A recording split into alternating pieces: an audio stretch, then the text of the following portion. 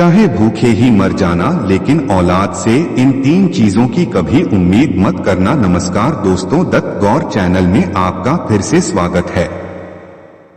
प्रिय दर्शकों, आज की कहानी आपके लिए बहुत कुछ सिखाने वाली है, जिसमें एक कौआ ने बुढ़ापे के लिए बहुत अच्छी जानकारी दी है। बताया है कि चाहे भूखे ही मर जाना पड़े तो मर जाना, लेकिन अपनी औलाद से इन 3 चीजों की कभी उम्मीद मत करना। वह 3 चीजें कौन सी हैं दोस्तों, जिनके लिए बुढ़ापे में अपनी औलाद से कोई उम्मीद ना रखे? आइए दोस्तों, इस प्यारी सी कहानी के माध्यम से आपको समझाते हैं कि कौन सी 3 चीजों के लिए औलाद पर उम्मीद नहीं रखना चाहिए। बस आपसे निवेदन है कि आप हमारी इस कहानी को ध्यान पूर्वक ही सुने और वीडियो को पूरा ही देखें, तभी आपको इस तरह की जानकारी प्राप्त हो पाएगी। चलिए दर्शक भाइयों, अब शुरू करते हैं एक कौआ की बताई हुई एक सुंदर सी कहानी। प्रिय दर्शकों, एक समय की बात है, किसी जंगल में एक कौवा और कवि का जोड़ा रहता था। एक वृक्ष पर अपना घोंसला बना करके वो आराम से रह रहे थे। वे दोनों पति पत्नी एक दूसरे से बहुत ही प्रेम करते थे। दोस्तों, एक दिन की बात है, कौवा की पत्नी कवि गर्भवती हो जाती है और जब वो गर्भवती हो गई तो उसने अपने कौवा से कहा कि हे स्वामी, ईश्वर की कृपा से आज मैं गर्भवती हो गई हूँ। दोस्तों, वह कौआ अपनी कवि की यह बात जान करके बहुत ही प्रसन्न हो गया और कहने लगा कि अब हम दोनों माता पिता बनने वाले हैं। यह तो बहुत ही खुशी की बात है। प्रिय दर्शकों, कौवा अपनी पत्नी कवि का बड़ा ही ख्याल रखता था। जब उसे मालूम हो गया कि हमारी कवि जो है वो गर्भवती है, तो बहुत ही ख्याल रखने लगा। हर दिन उसे दाना पानी लाकर और घोंसले में दिया करता था। अब धीरे धीरे समय गुजरता गया और कवि का जब प्रसव काल का समय निकट आ जाता है, अब कवि बहुत ही प्रसन्न थी। वह अपने पति कौवा से कहती है कि पिया जी, हमारी संतान आने वाली है। बहुत ही जल्दी मैं अपने बच्चे को जन्म देने वाली हूँ। बुढ़ापे में हमारी खूब सेवा करेगा, हमारा सहारा बनेगा। अब हमें किसी बात की चिंता नहीं होनी चाहिए। हमारी संतान हमारी खूब सेवा करेगी और इसलिए हम दोनों को बड़ी प्रसन्नता होनी चाहिए। दोस्तों, कौआ अपनी पत्नी कवि की इस तरह की बात को सुन करके कहता है कि हे प्रिय, हमें ऐसा कदाच नहीं सोचना चाहिए कि हमारी संतान हमारी सेवा करेगी या हमारे बुढ़ापे का सहारा बनेगी। कवि कहती है कि पियाजी जी, ऐसा आप क्यों कह रहे हैं? क्यों नहीं सोचना चाहिए? अरे, हर संतान अपने माता पिता की सेवा करती है, फिर हमारी संतान हमारी सेवा क्यों नहीं करेगी? दोस्तों, तब कौआ कहता है कि हे प्रिय, मैं तुम्हें एक कहानी सुनाता हूँ और इस कहानी को आप ध्यान पूर्वक सुनना। इस कहानी के माध्यम से मैं आपको बताता हूँ कि बुढ़ापे में अपनी औलाद से माता पिता को इन 3 चीजों की कभी उम्मीद नहीं करनी चाहिए। और जो भी मनुष्य इन 3 याद कर लेगा भाई, अपने बुढ़ापे में कभी दुख नहीं उठाएगा, कभी दुख को नहीं भोगे। तब कभी कहती है कि वह कौन सी 3 बातें हैं जो मनुष्य उनके लिए अपने जीवन में याद कर लेता है तो उसे बुढ़ापे में दुख उठाना नहीं पड़ता। जरा हमें भी बताइए। तो दोस्तों, कौआ कहता है ठीक है, अब मैं यह कहानी प्रारंभ करता हूँ और आप ध्यान से सुनना। तब कवि कहती है, आप कहानी को शुरू कीजिए, मैं पूर्व सुन। मेरा मन जो है वो कहीं नहीं भटके, मेरा मन आपकी कहानी सुनने में ही लगा रहेगा। मित्रों, फिर कौआ जो है कहानी कहने लगता है और कहता है कि हे प्रिय, एक समय की बात है, किसी नगर में एक व्यक्ति रहता था। उस व्यक्ति के घर में ईश्वर का दिया हुआ सब कुछ था। बहुत सारा रुपया था, पैसा था, धन दौलत था, सम्मान भी उसका बहुत होता था। लेकिन इतना सब कुछ होने के बाद भी मैं पति पत्नी बहुत ही दुखी रहते थे। मालूम है दुख का कारण क्या था? कि उनके घर में किसी भी संतान ने आज तक जन्म नहीं लिया था। वह बहुत ही संतान के बगैर दुखी रहते थे। दोनों पति पत्नी को एक साथ रहते हुए 15 साल गुजर गए, लेकिन फिर भी घर में कोई संतान पैदा नहीं हुई। वह व्यक्ति अपनी पत्नी को अच्छे से अच्छे डॉक्टर को दिखाता है, महंगे से महंगे अस्पताल में ले जाकर वह अपनी पत्नी का इलाज भी करवाता है। पवित्र तीर्थ स्थानों पर जाकर के संतान के लिए मन्नतें मांगता है, मंदिर में जाकर के माथा भी टेकता है। और जब यह सब कुछ करता है तब कहीं जाकर के भगवान की कृपा हो जाती है और शादी के 20 साल बाद उसकी यह इच्छा पूरी होती है। ईश्वर की कृपा से उस व्यक्ति की पत्नी को फिर एक पुत्र प्राप्त होता है। मित्र कौआ कहता है कि हे कौभी, अस्पताल में बच्चे का जब जन्म होता है, इधर नरस ने जाकर सेठ के लिए बताया कि तुम्हारी पत्नी के गर्भ से एक बहुत ही अच्छे सुंदर पुत्र ने जन्म लिया है। पुत्र की बात सुनकर के वह बहुत ही खुश हो जाता है। बच्चे की साफ सफाई के बाद उस अस्पताल की नर्स जो है फिर उस नन्हे से पुत्र को लेकर के उनके पास पहुंचती है, जहां दोनों पति पत्नी बैठे हुए थे। पत्नी पूछने लगते हैं कि हमारी संतान कैसी है, कोई दिक्कत तो नहीं है। दोनों पति पत्नी की बातों को सुनकर के दोस्तों नरस उस व्यक्ति की पत्नी से कहने लगती है कि हे बहन जी, आपको जो पुत्र हुआ है वह सुंदर है, अच्छा है, लेकिन उसमें एक कमी है। नरस के मुंह से जब बच्चे कि माँ यह सुनती है कि कोई कमी है तो चिंता में डूब जाती है और नरस से पूछती है कि क्या बात है, क्या हमारे पुत्र में कमी है। तब नरस कहती है कि हे बहन, घबराने की कोई बात नहीं है। बहन जी, जो आपको पुत्र हुआ है वह सुंदर है, स्वस्थ है, बस उसमें एक कमी है, क्योंकि उसकी एक आंख नहीं है। तुम्हारा पुत्र जो है एक आंख से काना है, बस यही कमी है, बाकी सब ठीक है। प्रिय दर्शकों, जब उस माँ को यह पता चलता है कि मेरे बेटे की एक आंख नहीं है, मेरा पुत्र एक आंख से काना है, तो भाई माँ जो है रोने लगती है और उसके बाद अपने पुत्र को सीने से लगा लेती है और कहने लगती है कि कोई बात नहीं है नस, मेरे पुत्र की एक आंख नहीं है तो क्या हुआ, एक आंख तो सही है, जैसा भी है, पर यह मेरे दिल का टुकड़ा है, मेरे लिए दुनिया का सबसे सुंदर मेरा बच्चा है। प्रिय दर्शकों, बात भी सत्य है, माँ के लिए सभी संतानें बराबर होती हैं, चाहे उसकी संतान काली हो, कुरूप हो, चाहे कोई गोरा हो, चाहे सुंदर हो, माँ कभी अपने बच्चे का शरीर नहीं देखती, वह तो उसकी आत्मा से जुड़ी होती है और आत्मा से अपने बच्चे की प्रेम करती है। माँ उस बालक को दोस्तों देख करके कहती है, कितना सुंदर है मेरा बच्चा। उस माँ की इन बातों को सुन करके तब नरस की आंखों में पानी आ जाता है। वह नरस सोचने लगती है, यदि परमात्मा को संतान का सुख इन लोगों के लिए देना ही था तो इस पुत्र को दोनों आंखें क्यों नहीं दे दी। अरे दोनों आंखें दे देता तो उसमें क्या चला जाता। यह सुन करके माँ कहने लगती है, कोई बात नहीं है नर्स, जैसा भी आखिर मेरा बेटा है, पर आज इसकी अगर दोनों आंखें सलामत होती तो और भी अच्छा होता। दोनों आंखों के साथ मेरा पुत्र कितना सुंदर लगता। मित्रों, माँ की इन बातों को वह जब नर सुनती है तो वह कहने लगती है कि बहन जी, आपकी चिंता दूर हो सकती है। उस माँ ने पूछा, कैसे। तब नर्स ने कहा, यदि आप चाहती हो कि आपके पुत्र की दोनों आंखें हो तो ऐसा भी हो सकता है। जब माँ ने यह सुना कि उसके बच्चे की दोनों आंख लग सकती है तो वह कहने लगी है, नर्स ये कैसे संभव है, वो मुझे सही तरीका से समझाइए। तब नर्स कहती है कि ऐसा हो तो सकता है, उसके लिए आप दोनों माता पिता में से किसी एक को अपनी एक आंख देनी होगी, इससे आपके पुत्र की दोनों आंखें ठीक हो जाएंगी। मित्रों, नरस की इन बात को जब वह व्यक्ति सुनता है, यानी उस सेठानी का पति, यानी उस पुत्र का होने वाला पिता, तो वह कहने लगता है, कोई बात नहीं है नर्स मैडम, हमारे पुत्र की एक आंख तो सही सलामत है, हमारा पुत्र एक आंख से ही दुनिया देख सकता है, दूसरी आंख इसे लगाने की कोई आवश्यकता नहीं है।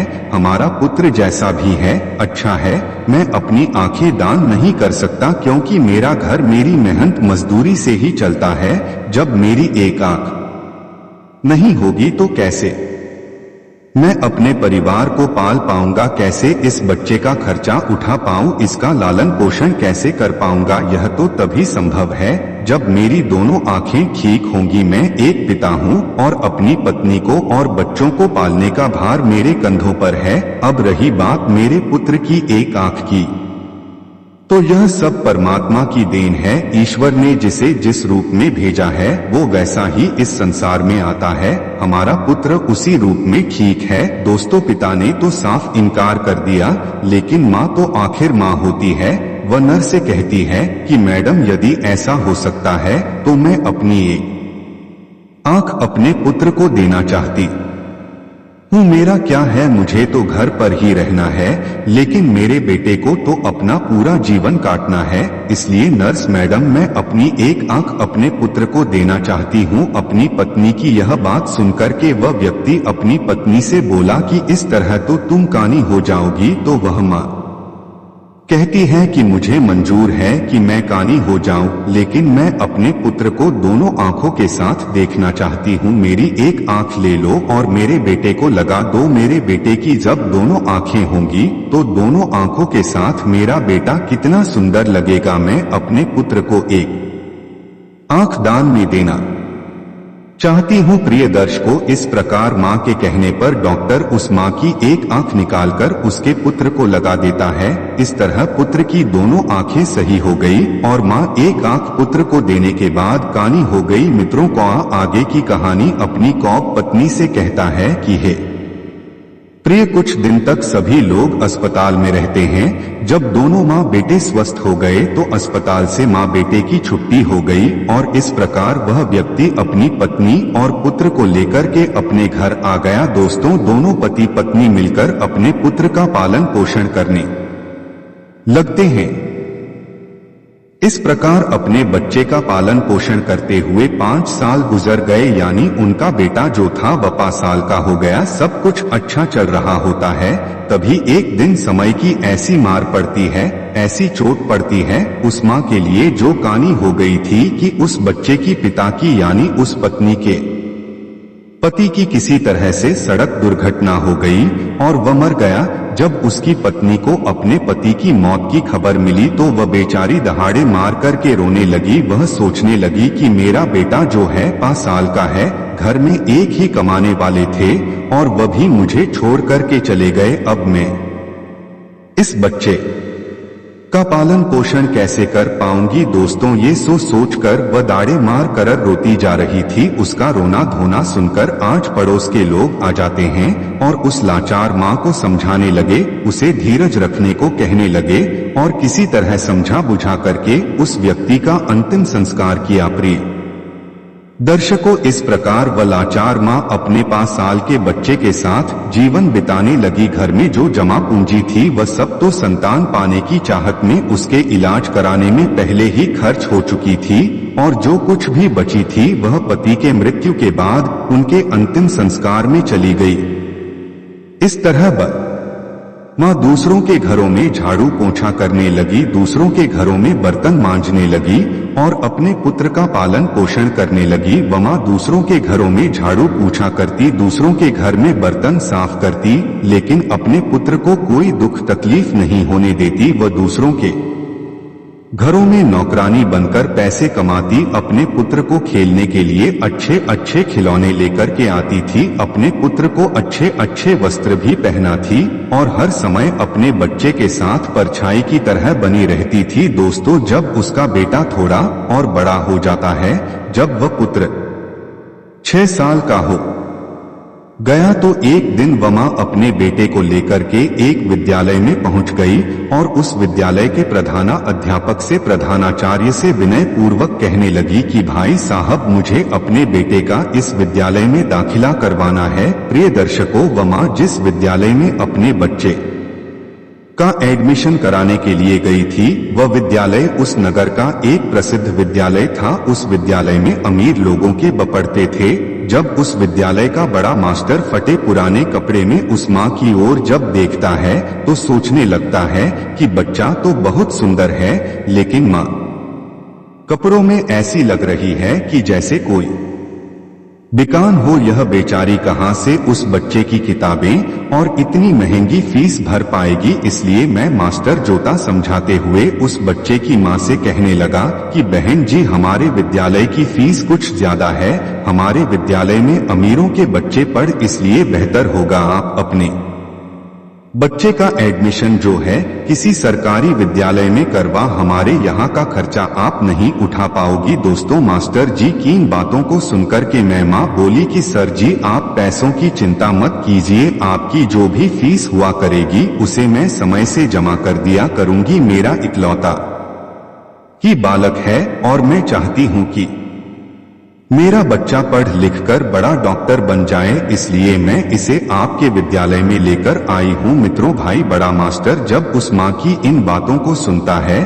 तो उस माँ की बातों को सुनकर के बहुत ही प्रभावित हो जाता है और उस बच्चे की माँ से कहता है ठीक है बहन जी, यदि तुम जिद करती हो तो हम तुम्हारे बच्चे को रख लेते हैं। मित्रों इस प्रकार उसके बच्चे का वहां दाखिला हो गया और वह बालक विद्यालय में पढ़ने के लिए प्रतिदिन जाने लगा। पहले तो भाई माँ 5 घरों में झाड़ू पोछा करके अपनी गुजर कर थी, लेकिन जब उसने अपने पुत्र का उस विद्यालय में एडमिशन करवा दिया तब वह 10 घरों में काम करने लगी। बमा दूसरों के घरों में झाड़ू पोछा करके अपने पुत्र को पढ़ाने लिखाने लगती है। पढ़ते पढ़ते वह पुत्र जब 5वीं कक्षा में आ गया तब उसकी उम्र 10 साल की हो गई थी। एक दिन स्कूल के सभी बच्चे मिलकर उस बालक को चिढ़ाने लगे और खेल खेल में कहने लगे कि देखो देखो यह एक आंख वाली कानी का बेटा है, इसकी माँ एक आंख से कानी है, ये कानी का बेटा है। प्रिय दर्शकों वह लड़का जब अपने सहपाठियों की इन बातों को सुनता है तो वह बहुत ही क्रोध में भर जाता है। उसे यह बहुत बुरा लगा कि ये हमारी माँ को काना कह रहे हैं और हमें कानी का बेटा बता रहे हैं। मित्रों जब विद्यालय की छुट्टी होती है तो छुट्टी के समय हमेशा की तरह उसकी माँ उसे लेने आती थी। आज भी वह एक आंख से कानी माँ अपने बेटे को स्कूल में लेने के लिए आई तो वह लड़का अपनी माँ से कहने लगा कि माँ कल से तुम मुझे विद्यालय में छोड़ने मत आना और बुलाने भी मत आना। माँ ने पूछा ऐसा क्यों, क्या बात हो गई पुत्र, तुम ऐसा क्यों कह रहे हो। तब वह लड़का कहने लगा कि हे माँ तुम्हारी सूरत ठीक नहीं है, तुम एक आंख से कानी हो। तुम जब मेरे साथ विद्यालय में आती हो तो मेरे साथ के लड़के मेरा मजाक उड़ाते हैं और तुम्हारी वजह से मुझे शर्मिंदा होना पड़ता है। तुम ऐसी हो वैसी हो, इस तरह की वह बातें करते हुए प्रिय दर्शकों वह लड़का अपनी माँ से दुनिया भर की शिकायतें करने लगा। जब वह माँ अपने पुत्र के मुख से इन बातों को सुनती है तो उसे बहुत दुख हुआ, लेकिन अपने पुत्र की बातों को सुनकर के वह चुप हो गई और अपने पुत्र की बातों को सन कर लेती है। माँ कहती है बेटा कोई बात नहीं, तुम चाहते हो तो मैं तुम्हारे साथ कल से विद्यालय नहीं आऊंगी, लेकिन तुम अकेले विद्यालय में कैसे आ पाओगे। अपनी माँ की इन बातों को सुनकर के दोस्तों तब वह पुत्र बोला माँ कि आप मुझे देख नहीं रही हो कि मैं बड़ा हो गया हूँ और जब मैं इस काबिल हो चुका हूँ कि मैं अकेला विद्यालय में आ जा सकता हूँ, इसलिए तुम्हें मेरे साथ विद्यालय आने की कोई आवश्यकता नहीं है। अपने पुत्र की दोस्तों इन बातों को सुनकर के वह माँ कहती है ठीक है पुत्र, आज के बाद मैं तुम्हारी स्कूल में तुम्हारे साथ कभी नहीं आऊंगी, लेकिन बेटा तुम सावधानी से घर पर आना। तुम्हारे पिता की सड़क दुर्घटना की सोच करके मुझे डर लगता है। पुत्र ने कहा माँ तुम चिंता मत करो, मुझे कुछ नहीं होगा, मैं अकेला ही आया जाया करूंगा। दोस्तों उस दिन के बाद वह पुत्र अकेला ही विद्यालय में आने जाने लगता है। जैसे जैसे वह पुत्र बड़ा होता गया वैसे वैसे ही पुत्र के खर्चे भी बढ़ते चले गए। जैसे जैसे पुत्र के खर्चे बढ़ते गए वैसे वैसे उस माँ पर काम का बोझ भी बढ़ता चला गया। दोस्तों धीरे धीरे समय गुजरता गया और इस प्रकार वह लड़का विद्यालय की पढ़ाई पूरी कर लेता है और उसके पूरी क्लास में सबसे अच्छे नंबर भी आ जाते हैं। इसके बाद वह आगे की पढ़ाई करने के लिए शहर चला जाता है।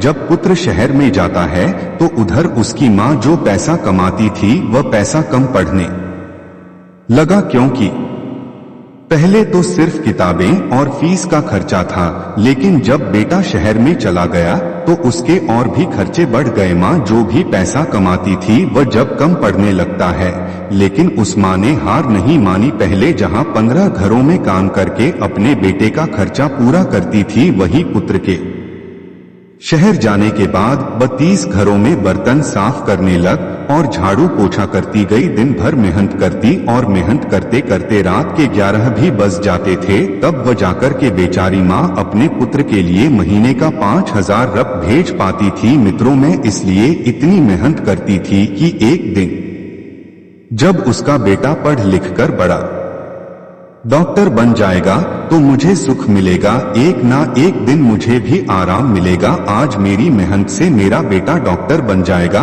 तो मैं अपने बेटे के साथ रहकर बहुत सुख पाऊंगी। इसलिए दोस्तों, माँ जो थी खूब मेहनत करती थी और 30 घरों में काम करके अपने पुत्र के लिए पैसा भेजा करती थी। इस प्रकार मेहनत करते करते मैं समय से पहले बूढ़ी हो जाती है। धूप में उसका गोरा रंग जो था वह काला पड़ गया, लेकिन वह अपने पुत्र के लिए कोई दिक्कत नहीं होने देती। प्रिय दर्शकों, आगे की कहानी अपनी कोवी से कहता है कि हे प्रिय, जब ऐसे ही कुछ दिन और बीत जाते हैं तो उस माँ को एक दिन एक पत्र मिलता है। उसमें लिखा होता है कि माँ, अब मैं शहर में बड़ा डॉक्टर बन चुका हूँ, अब तुम्हें मेरे लिए पैसे भेजने की जरूरत नहीं है। प्रिय दर्शकों, जब उस माँ को वह पत्र मिलता है कि मेरा बेटा जो है बड़ा डॉक्टर बन गया है, तो वह बहुत ही प्रसन्न हो जाती है और सोचने लगती है कि पति के जाने के बाद यह मेरा बेटा ही तो मेरा सहारा है और मेरी जैसी इच्छा थी कि मेरा बेटा डॉक्टर बन जाए, वह इच्छा आज मेरी पूरी हो गई। उस माँ के बेटे ने यह बात माँ को पत्र में लिख कर के बताई थी कि माँ, मैं डॉक्टर बन गया हूँ, लेकिन मैं बेटा अभी तक गांव में मिलने माँ से नहीं आया था। दोस्तों, जब उस बूढ़ी माँ को यह पत्र मिला तो बूढ़ी माँ पूरे गांव में मिठाइयाँ बांटती है और सारे गांव के लोगों को बड़े गर्व से बताती है कि आज हमारी मेहनत का फल हमें मिल गया, मेरा बेटा डॉक्टर बन चुका है। इस प्रकार वह माँ अपने पुत्र के गांव आने का इंतजार करने लगी। वह सोचने लगी कि मेरे बेटे को शहर गए हुए बहुत समय बीत चुके हैं, अब वह डॉक्टर बन गया है तो वह मुझसे मिलने के लिए गांव जरूर आएगा। मैं अपने पुत्र की आरती संगीत उतारूंगा। देखने लगी, हर दिन वह इंतजार करती कि आज मेरा पुत्र आता होगा। किसी की भी गाड़ी उसके घर के सामने से निकलती तो वह माँ दौड़कर घर के बाहर आ जाती। उसे लगता था कि उसका पुत्र आ गया है। इस तरह इंतजार करते करते उसे कई दिन बीत गए। रात में उस माँ को नींद नहीं आती। वह सोचने लगती कि जाने क्या मजबूरी है, मेरा बेटा मुझे लेने क्यों नहीं आया, कब मुझे अपने साथ लेकर के जाएगा। सोचती, अब वह दिन नहीं आएंगे कि मैं दूसरों के घरों में बर्तन साफ करूं, दूसरे के घरों में झाड़ू पोछा कर। अब तो मैं आराम से बैठकर अपने बेटी की कमाई खाऊंगी। अब तो मेरे बेटे के घर में नौकर चाकर भी होंगे, गाड़ी बंगला भी होगा। अब मेरे दुख के दिन बीत चुके हैं। दोस्तों, सी तरह वह माँ सारे दिन तक सपने देखा करती थी। इस तरह उस माँ को अपने बेटे का इंतजार करते हुए 1 साल बीत गया, लेकिन वह बेटा 1 साल में एक दिन भी अपनी माँ से मिलने के लिए नहीं आया। फिर एक दिन उस माँ के पास बेटे का दूसरा पत्र आया और उस पत्र में लिखा होता है कि माँ, मेरी शादी हो गई है और तुम्हें पता है कि जिस लड़की के साथ मेरा विवाह हुआ है वह बहुत ही अमीर घर की बेटी है। जिस लड़की से मेरा रिश्ता है भाई एक बहुत बड़े डॉक्टर साहब की बेटी है। मैंने प्रसिद्ध डॉक्टर की बेटी के साथ अपना विवाह किया है। मेरी पत्नी बहुत ही सुंदर है। दोस्तों, जब वह माँ उस पत्र में लिखी बातों को पढ़ती है तो उसकी आंखों से आंसुओं की धारा बहने लगती है। उसे बड़ा ही दुख होता है, क्योंकि माँ तो सोच रही थी कि अब बेटा डॉक्टर बन गया है तो मेरे बेटे के लिए अच्छे अच्छे रिश्ते आएंगे, मैं अपने पसंद की लड़की के साथ में अब बेटी की शादी करूंगी। लेकिन उस पत्र को पढ़कर उस माँ के सारे अरमान धूल में मिल गए। बई माँ सोचती है कि हे भगवान, मैंने ऐसे कौन से पाप किए थे, ऐसी मुझसे कौन सी गलती हो गई थी, कौन से अपराध हो गए जो मुझे इतनी बड़ी सजा मिल रही है। हर माता पिता का सपना होता है कि मैं अपने हाथों से अपने बेटे को दूल्हा बनाऊं, उसके सिर पर सरा सजाऊं और अपने हाथों से अपने बेटे को सजा करके अपना आशीर्वाद दे करके अपने बेटे की शादी रचा। लेकिन मेरे पुत्र ने तो अपनी शादी में मुझे बुलाया तक भी नहीं, मुझे बताया तक भी नहीं और विवाह कर लिया। क्या मैंने यही दिन देखने के लिए अपने पुत्र को पढ़ा लिखा करके इतना बड़ा किया था? इसके लिए मैंने कितनी मेहनत मजदूरी की, दूसरों के घरों में झूठे बर्तन साफ किए, मेहनत मजदूरी करके पढ़ाया लिखाया, उसे इस लायक बना दिया कि वो डॉक्टर बन गया। क्या मेरा इतना भी अधिकार नहीं था जो मुझे मेरे बेटे ने अपनी शादी में भी नहीं पूछा? अब शादी करने के बाद पत्र लेकर के बता रहा है कि माँ मैंने शादी कर ली है। प्रिय दोस्तों, यह सोच सोच करके वह पूरी रात आंसू बहाती रही। इतना होने के बाद भी माँ अपने पुत्र को दुआएं ही देती रही। रोते रोते वह सो जाती है, फिर भी उस माँ के मुंह से अपने बेटे के लिए आशीर्वाद ही निकलता है। कहती है, कोई बात नहीं बेटा, तुमने बिना बताए शादी कर ली, लेकिन मेरा आशी तुम्हारे साथ है। अब माँ सोचती है दोस्तों कि मेरे पुत्र ने विवाह तो कर लिया, उसकी पत्नी भी आ गई, अब हो सकता है कि मेरा बेटा और बहू दोनों मिलकर के मुझे मिलने घर आए और मुझे बुला करके ले जाए अपनी बहू को। जब मैं देखूंगी वह मेरे पैर दबाएगी, मैं अपनी पुत्र वधू को आशीर्वाद दूंगी। यह सोच सोच करके बमा अपने बेटा और बहू का इंतजार करने लगती है। इस तरह उस माँ को अपने बेटे और बहू का इंतजार करते करते 1 साल फिर हो गया, लेकिन 1 साल बीतने के बाद भी उस माँ से उसका बेटा मिलने के लिए नहीं आया और ना ही उसकी बहू आई। फिर कुछ दिन बाद उस माँ को तीसरा पत्र आता है और जब उस माँ के लिए तीसरा पत्र मिला जिसमें लिखा होता है कि हे माँ, अब तुम दादी बन गई हो, भगवान की कृपा से हमारे घर में बैठा हुआ है। दोस्तों, जब यह खबर उस माँ को मिली तो उसका धैर्य जवाब दे गया, उसकी सन शक्ति जदे गई। मित्र कहते हैं जिस माँ का पुत्र बड़ा डॉक्टर बन जाए, विवाह कर ले, उसका बेटा हो जाए और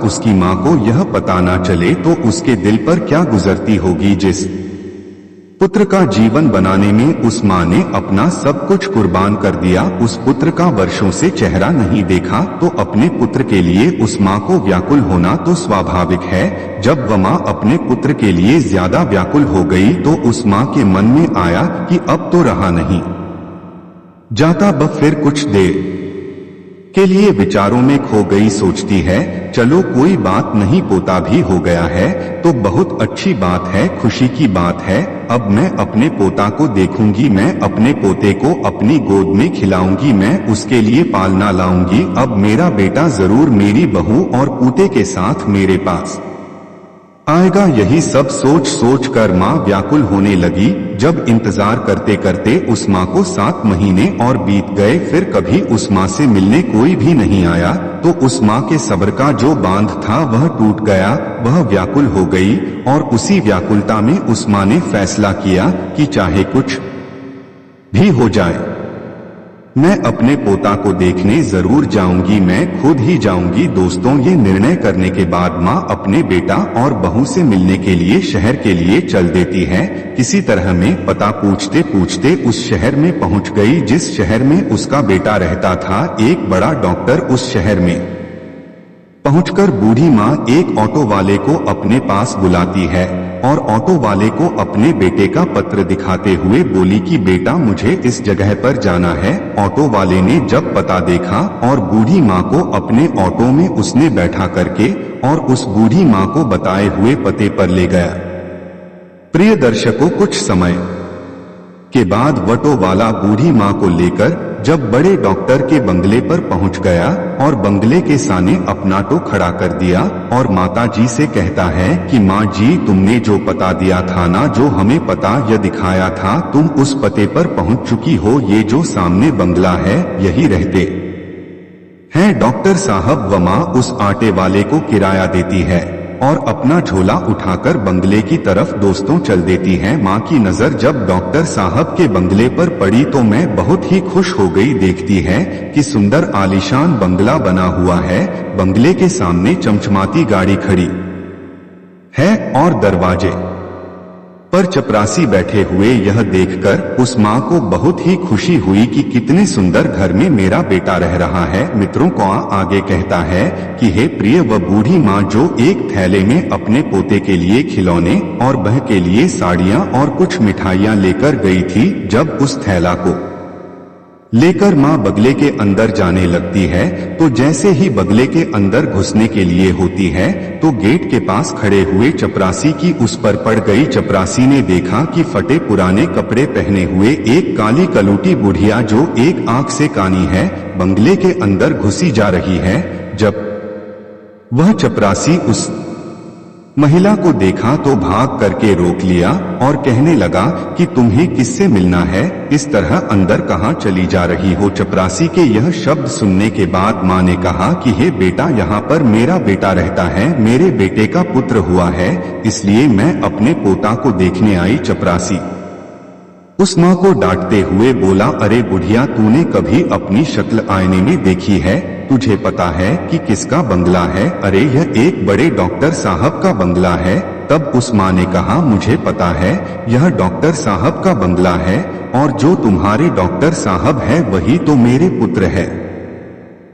चपरासी कहने लगा, अरे पागल बुढ़िया, तू गांव देहात की महिला, ना तुम्हारे कपड़े ठीक हैं, ना तुम्हारी शक्ल अच्छी है, एक आंख से कानी हो, डॉक्टर साहब तुम्हारे बेटे कैसे हो सकते हैं? तो प्रिय दर्शकों, जब यह बात पास में खड़ा हुआ एक दूसरा चपरासी सुन रहा था तो वह भी उस माँ के पास में पहुंच गया। जब उसे पता चला कि ये बुढ़िया कह रही है कि डॉक्टर साहब की मैं माँ हूँ, तो चपरासी ने उससे पूछा कि हे बुढ़िया, हे माँ, आपके पास कोई प्रमाण है जिससे हम पता कर सके कि तुम हमारे डॉक्टर साहब की माँ हो? जब वह माँ उस दूसरे चपरासी की इस बातों को सुनती है तो तुरंत ही अपनी साड़ी के पल्लू से बंधे हुए पत्रों को निकाल लेती है और चपरासी को दिखाती है जो उसके पुत्र ने अपनी मां को भेजे हुए थे। दोस्तों, जब चपरासी उस पत्र को खोलकर देखता है और भेजने वाले का पता देखता है तो उस बूढ़ी मां से माफी मांगने लगा और कहने लगा कि मां, हमें माफ कर देना, हमें नहीं पता था कि तुम हमारे डॉक्टर साहब की माँ हो। दोस्तों, भाई माँ कहती है, चलिए कोई बात नहीं, मैंने तुम्हें माफ कर दिया, अब मुझे यह बताओ कि मेरा बेटा और बहू कहाँ पर है? तब मैं चपरासी दूर से इशारा करता हुआ बोला कि हे माँ जी, ऊपर जो तुम्हें कमरा दिखाई दे रहा है ना, वह तुम्हारे बेटे का कमरा है और वह अभी इस समय घर पर ही है। प्रिय दोस्तों, अब वह माँ अपना सामान तो नीचे रख देती है कि सामान को तो बाद में ले जाऊंगी, पहले अपने पोता को जी भर के देख तो लेती हूँ, बह को देख लेती हूँ, उसके बाद में यह सामान ले जाऊं। दोस्तों, बूढ़ी माँ अपने पोता को देखने के लिए जल्दी जल्दी सीढ़ियां चढ़ रही थी और चढ़ते हुए घर के अंदर जब गई और जैसे ही वह माँ घर के अंदर जब प्रवेश करती है तो वह देखती है कि घर के आंगन में पालना रखा हुआ है और उस पालने में उसका पोता झूल रहा है। जैसे ही उस बूढ़ी माँ की नजर अपने पोते पर पड़ी तो वह दौड़कर पालने से अपने पोते को उठा लेती है और अपने पोते को सीने से लगाकर दुलार करने लगी। दोस्तों, जब वह बूढ़ी माँ अपने पोते को गोदी में लेकर दुलार करने लगी तो बच्चे की नींद जो थी वह टूट गई और वह जोर जोर आवाज करके रोने लगा। बच्चे की रोने की आवाज जब पुत्र वधू के कानों में पड़ी तो वह रसोई से बाहर निकल करके आई। सोचती है कि ना जाने मेरे बच्चे को क्या हो गया जो इतनी तेज आवाज से चिल्लाने लगा।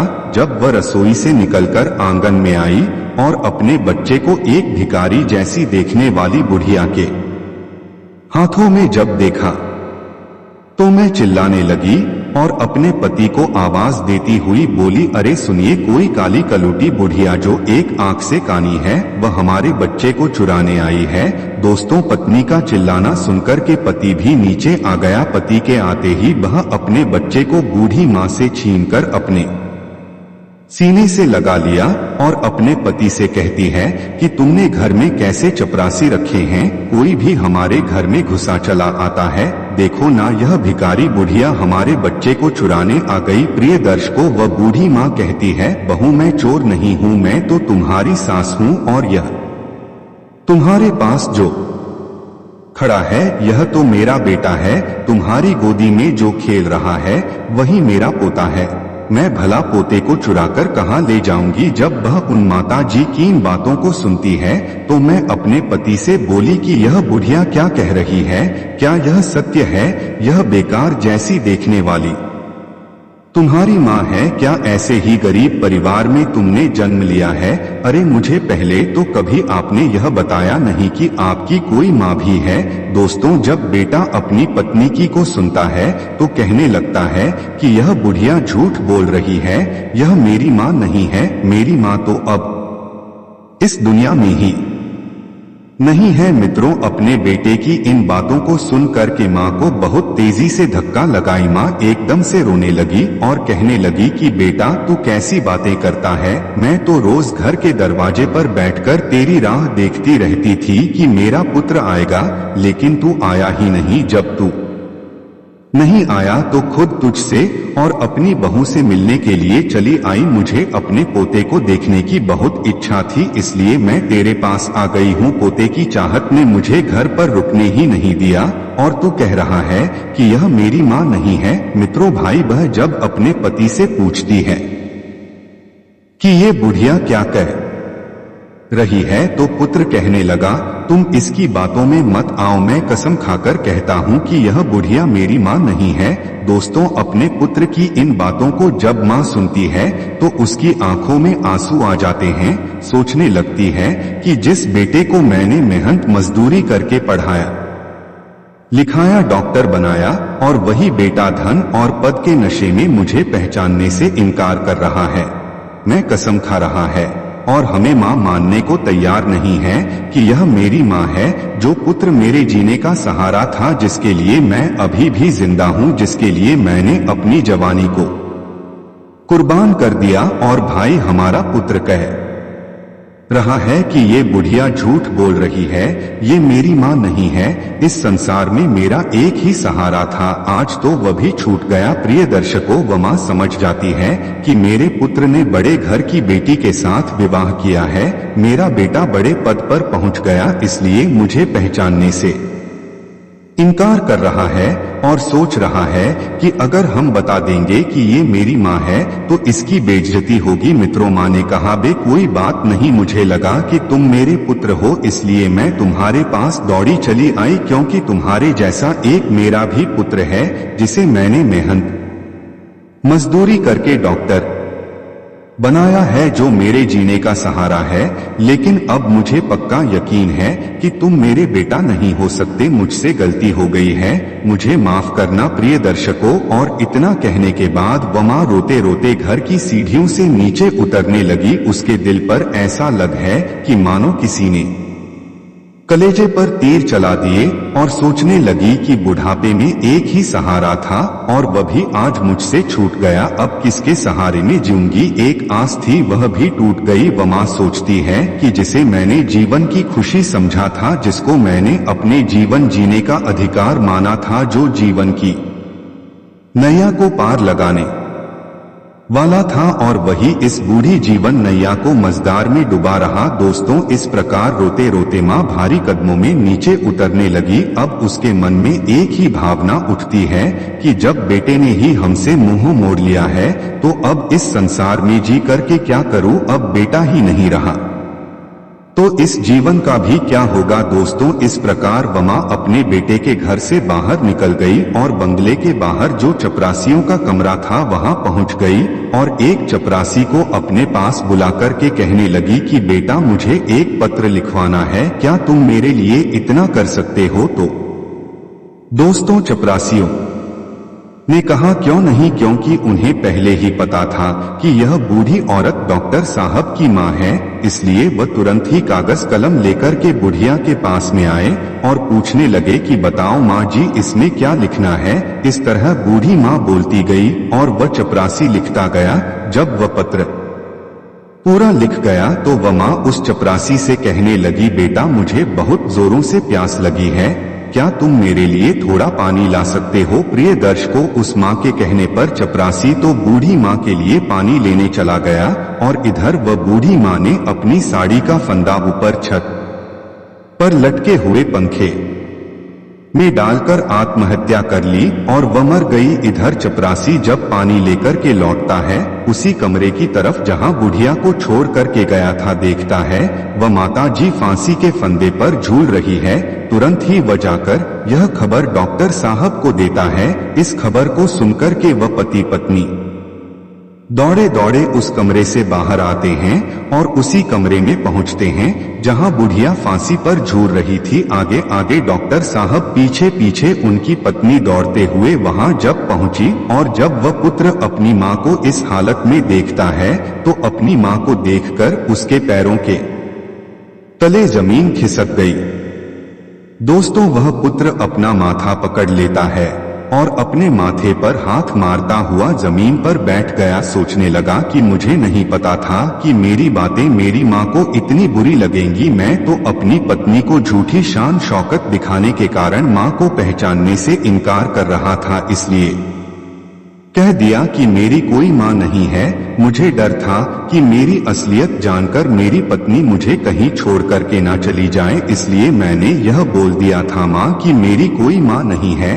लेकिन तुमने तो मेरे झूठ को सच बना दिया। एक बार पुत्र की मजबूरी के बारे में तुमने सोचा भी नहीं। प्रिय दर्शकों, तभी डॉक्टर साहब की पत्नी की नजर फांसी पर झूलती हुई उस माँ के हाथों पर पड़ती है और वह पत्नी फांसी पर झूलती हुई माँ के हाथों में कागज का टुकड़ा देखती है तो वह उस कागज के टुकड़े को बूढ़ी माँ के हाथों से लेकर के पढ़ने लगती है। पढ़ते पढ़ते डॉक्टर साहब की पत्नी के आंखों में आंसू आ गए। उस पत्र में लिखा हुआ था कि बेटा, मेरा आशीर्वाद है कि तुम खूब उन्नति करो, मेरा बात तुम्हारे साथ है। मैं जाते जाते तुम्हें कुछ राज बताना चाहती हूँ। हे बेटा, मैं अच्छी नहीं दिखती हूँ तो उसके पीछे भी एक कारण तुम ही हो। जब तुम्हारा जन्म हुआ था उस समय तुम्हारी एक आंख नहीं थी। मैंने अपनी एक आंख तुम्हें देकर तुम्हें सुंदर बनाया, सुंदर रूप दिया और मैं क्रूप हो गई और उसी क्रूप चेहरे से तुम नफरत करते हो क्योंकि मैं कानी हूँ और दूसरा मेरा रंग काला है। ये भी ऐसा नहीं था बेटा। आज तुम मुकाम पर बैठे हो, उस मुकाम पर तुम्हें पहुंचाने के लिए मैंने दिन रात मेहनत की है। मैंने कभी नहीं देखा कि कितनी गर्मी है, कितनी सर्दी है। तुम्हें पढ़ाने लिखाने के लिए, तुम्हारे खर्चे उठाने के लिए मैं काली कलूटी हो गई, मेरा रंग गोरे से काला हो गया। फिर भी मुझे कोई मलाल नहीं है। तुम सुंदर हो, इसकी मुझे बहुत ही खुशी है। मैं तुम्हें देखना चाहती थी, अपने पोता को देखना चाहती थी, अपनी बहू से मिलना चाहती थी, इसलिए मैं शहर से भागी हुई चली आई। मुझ पर सब्र नहीं हुआ, इसलिए मैं दौड़ी चली आई, क्योंकि तुमने तो कभी गांव आकर मेरा हाल ही नहीं पूछा। लेकिन जब मैं स्वयं चलकर तुमसे मिलने आई तो तुमने तो मुझे पहचानने से ही बेटा इनकार कर दिया। इसलिए मुझे लगा कि अब दुनिया में मेरा कोई नहीं है, अब जीने का मेरा उद्देश्य ही खत्म हो गया है। जब कोई रहा ही नहीं तो मेरे जीने का क्या फायदा बेटा। जाते जाते ईश्वर से मैं प्रार्थना करती हूँ कि तुम सदा अपने जीवन में खुश रहो, तुम्हारी संतान खुशी रहे। प्रिय दोस्तों, जब उस बेटे की पत्नी यह पत्र पढ़ करके अपने पति को सुनाती है तो उस बेटे का सर जो है शर्म से नीचे झुक गया। उसे अपने आप से घृणा होने लगी कि जिस माँ ने मेरी जिंदगी बनाने में अपना सब कुछ निछावर कर दिया, भाई माँ आज मेरी चौखट पर मुझसे मिलने आई तो मैंने एक गिलास पानी तक भी नहीं पूछ पाया का है जैसे पुत्र के लिए। अब तो हमें अपने पर बहुत ही घृणा आती है।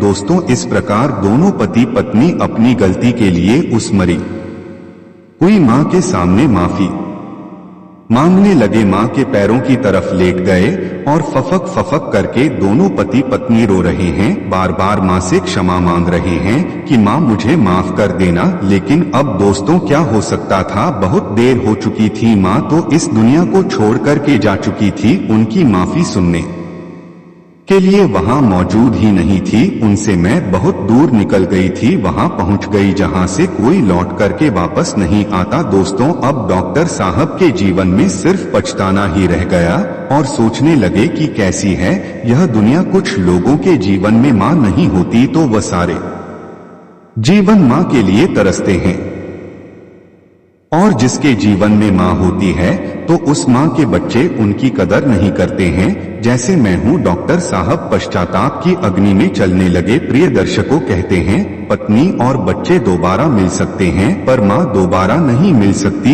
एक संतान ही माता पिता के जीने का सहारा होती है, बुढ़ापे की लाठी होती है और ऐसे में जब बेटा ही अपने धन के नशे में, अपने पद के नशे में माता पिता को पहचानने से इनकार कर देता है, या अपने माता पिता को भूल जाता है, या घमंड में आकर उनका अपमान कर देता है, तो दुनिया में माता पिता को सबसे बड़ा दुख ही बेटों से होता है। माता पिता अपनी संतानों का भविष्य बनाने के लिए, उन्हें सफल बनाने के लिए अपना पूरा जीवन निछावर कर देते हैं, पूरी जिंदगी दांव पर लगा देते हैं, कभी सुख नहीं जानते हैं कि जीवन में सुख क्या होता है। अपने बच्चे की खुशी के लिए सारी जिंदगी दुखों में ही व्यतीत कर देते हैं, और वही संतान धन और पदे के नश में आकर के अपने माँ बाप का अपमान करती है और उन्हें अत्यधिक पीड़ा पहुंचाती है। दोस्तों को आगे कहता है कि हे प्रिय, यदि आपके माँ बाप है तो उनका आदर करना चाहिए, क्योंकि मनुष्य की सफलता में माँ बाप का ही योगदान है। कुछ मूर्ख बच्चे पूछते हैं कि माँ तुमने हमारे लिए क्या किया है। अरे मूर्ख, जो भी कुछ तेरे जीवन में किया है वो माता पिता ने ही तो किया है। तुमको बनाया, तुमको पढ़ाया लिखाया, तुम्हें पालने में दुख उठाया, और बच्चा यह भूल जाता है कि माँ बाप के अतिरिक्त दुनिया में दूसरा उसका कोई भला चाहने वाला है ही नहीं। माता पिता मर के भी तुम्हारा भला ही चाहेंगे, ऐसा तैसी तुम्हें संसार में और कोई नहीं मिलेगा। सब लोग जो तुम्हारे अपने होने का दावा कर रहे हैं वह सिर्फ एक निश्चित समय तक और एक मतलब तक ही तुम्हारा भला चाहते हैं, लेकिन माता पिता बिना स्वार्थ के जीवन भर तुम्हारा हित चाहते हैं। दोस्तों को कहता है कि हे प्रिय, एक पुत्र को जन्म देने में एक स्त्री अपनी सुंदरता को खो देती है, लेकिन वही पुत्र जब जवान हो जाता है, जब उसकी शादी हो जाती है, तो वही पुत्र अपनी पत्नी की सुंदरता में अपने माता पिता को खो देता है। कहते हैं कि माता पिता अपनी संतान के सुखों के लिए सब कुछ त्याग देते हैं, लेकिन जब बच्चे बड़े हो जाते हैं, कुछ देने के काबिल हो जाते हैं, तो हम क्या देते हैं? सिर्फ आंसू, लाचारी, दुख, अकेलापन, और कुछ नहीं दे पाते। प्रिय दर्शकों, जो संतान माता पिता को सिर्फ इसलिए भुला देती है कि उनके बुढ़ापे को देखकर आपके मित्रों में आपकी इज्जत कम हो जाएगी, तो ये उनकी सबसे बड़ी भूल होती है। उम्र के इस पड़ाव पर पहुंचने के बाद आपकी और आपके मित्रों की भी यही हालत होने वाली है। आपका भी रूप और जवानी इसी तरह खत्म हो जाएगा। आपके भी इस रूप को देखकर लोग आपसे नफरत करने लगेंगे। प्रिय दोस्तों, उसके बाद में कौआ कहता है कि हे प्रिय, आइए अब तुम्हारे लिए बताएं कि जवानी में माता पिता को औलाद से किन किन 3 चीजों की उम्मीद भूल कर भी नहीं करनी चाहिए। यह तुम ध्यान देकर के सुनना। नंबर 1, आपकी औलाद आपके बूढ़े होने पर आपका सहारा बन सकती है। इस बात की कोई गारंटी नहीं है, और यह उम्मीद बिल्कुल ना करें कि हमारी औलाद मेरे बुढ़ापे में सहारा बन सकती है। इसलिए पहले से ही अपने आप को मजबूत बनाकर जवानी में रखें। अपने आप को स्वयं संभालने में सामर्थ्यवान बनाएं। कुछ जमा पूंजी इकट्ठी करके रख ले, ताकि आपको बुढ़ापे में औलाद से किसी भी उम्मीद की चाहत न करनी पड़े। नंबर 2, कभी इस बात का भ्रम न रखें कि आपकी संतान आपको नहीं भूलेगी। पत्नी और बच्चों प्रेम में पड़कर पद प्रतिष्ठा के नशे में वह आपको भूल जाएगी। इसलिए उनसे उतनी ही उम्मीद रखिए जितनी उनके दूर होने पर आपको दुख ना हो। प्रिय दोस्तों, और नंबर 3, किसी भी माँ बाप के लिए यह नहीं सोचना चाहिए कि कहीं समाज में हमारी औलाद हमारी इज्जत करेगी, मेरा सम्मान करेगी। ये संभव नहीं हो सकता, क्योंकि अधिकांश औलादें जो है वो समाज में ही अपने माँ बाप को गालियां देती है, अपमानित करती है। उनकी इज्जत से उन्हें कोई मतलब नहीं होता, और किसी भी समय समाज में आपकी औलाद आपके मान सम्मान पर ठेस पहुंचा सकती है और आपको भरी समाज में अपमानित कर सकती है। इस तरह की इन 3 चीजों की उम्मीद किसी भी माँ बाप के लिए कभी नहीं करना चाहिए। तो प्रिय भाइयों, हमारी आज की कहानी यहीं पर समाप्त होती है, और हम उम्मीद करते हैं आपको हमारा ये आज की वीडियो, आज की कहानी बहुत पसंद आई होगी, और इस कहानी से आपको ढेर सारी प्रेरणाएं भी मिली होंगी। अब क्षमा चाहते हैं यदि यह कहानी आपको अच्छी लगी है, पसंद आई है, तो कमेंट बॉक्स में अपनी कीमती राय जरूर देना। फिर मिलते हैं अगली वीडियो में किसी और नई चर्चा में। इतना समय देने के लिए सभी दर्शक भाइयों और सब्सक्राइबर भाइयों के लिए कोटि कोटि धन्यवाद। नमस्कार।